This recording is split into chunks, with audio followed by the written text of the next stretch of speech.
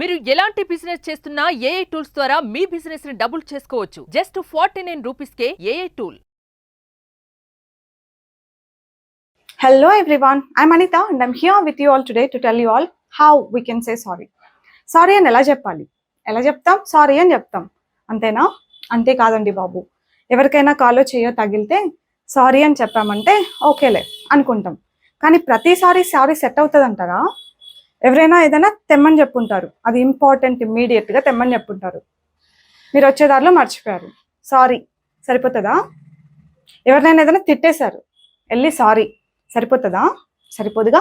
అన్ని సిచ్యువేషన్స్లోనూ just sorry అని చెప్పడం అస్సలు సరిపోదు.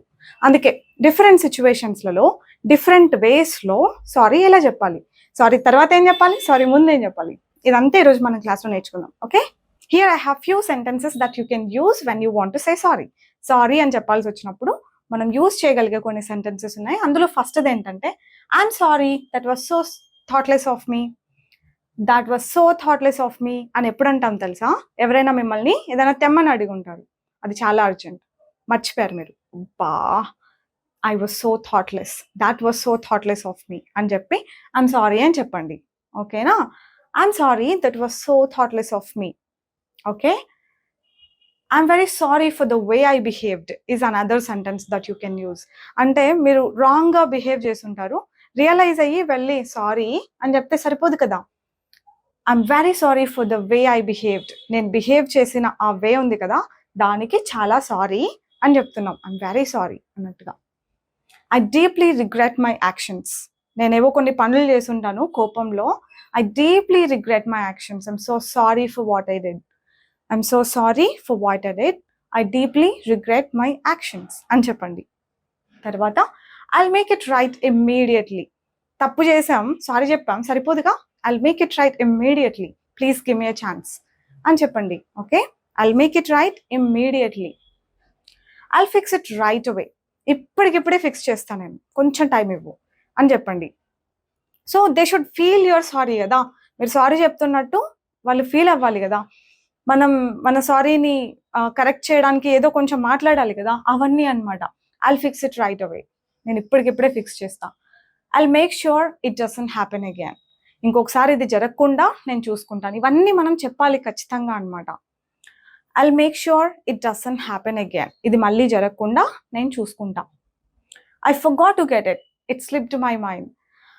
స్లిప్డ్ మై మైండ్ అంటే నేను మర్చిపోయాను, తెమ్మని చెప్పుంటారు, అగైన్ మర్చిపోయి ఉంటే కనుక I forgot to get it, it slipped my mind, నా మైండ్ నుంచి అది స్లిప్ అయిపోయింది, నేను మర్చిపోయినా అని.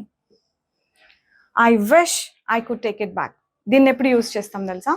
మనం చేసిన కొన్ని పనులు అట్లా చేయకుండా ఉంటే బాగుండు, అలా చేయకుండా ఉంటే బాగుండు, అది నేను వెనక్కి తీసుకోగలిగితే బాగుండు. కొన్ని మాటలు అనేసి ఉంటాం, కొన్ని పనులు చేసి ఉంటాం, అది వెనక్కి తీసుకోగలిగితే బాగుండు అని చెప్పడానికి ఇలా చెప్పండి, I wish I could take it back అని. ఓకే, తర్వాత what should I do to make you feel better, అడగండి. What should I do to make you feel better, it's your responsibility to make them feel better for what you did. అవునా, మనం చేసిన దానికి వాళ్ళు కొంచెం బెటర్గా feel అయ్యేలాగా మనం చేయాలి కదా. అడగండి, ఏం చేయాలి, what should I do, tell me please, tell me what I should do. Tell me అని చెప్పామంటే సెంటెన్స్ మారిపోతుంది. Okay, tell me what should I do కాదు, tell me what I should do to make you feel better అని చెప్పాలి. Tell me అని ముందే ఉంది కాబట్టి మళ్ళీ మనం క్వశ్చన్ లాగా ఇది ఉండకూడదు.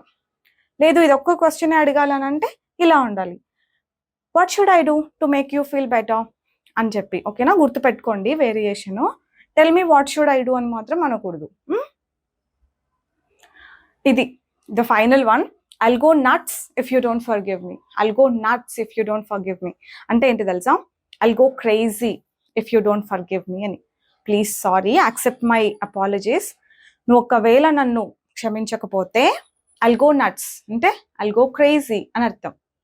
ఎవరైనా నిజంగా కోపంగా ఉన్నారనుకోండి మీ మీద, ఈ సెంటెన్స్ చెప్పి చూడండి, they'll definitely accept maybe and they'll definitely laugh, కొంచెం నవ్వుతారు కూడా.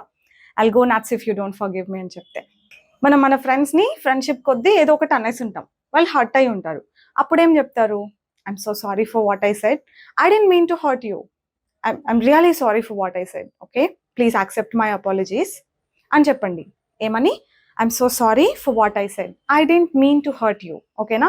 అన్ని బోర్డు మీద రాయలేదు, కొన్ని మీరు కూడా రాసుకోండి. All right.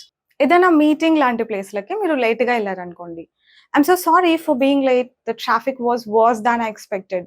చాలా నేను ఎక్స్పెక్ట్ చేసిన దానికంటే ట్రాఫిక్ ఎక్కువ ఉంది అని చెప్పి ఎక్స్క్యూజ్ అడగొచ్చు అనమాట. లేకపోతే సారీ అని చెప్పేదానికంటే బదులుగా ఇక్కడ thank you so much for waiting అని చెప్పొచ్చు. సారీని కొంచెం పాజిటివ్గా మారుస్తున్నాం అనమాట.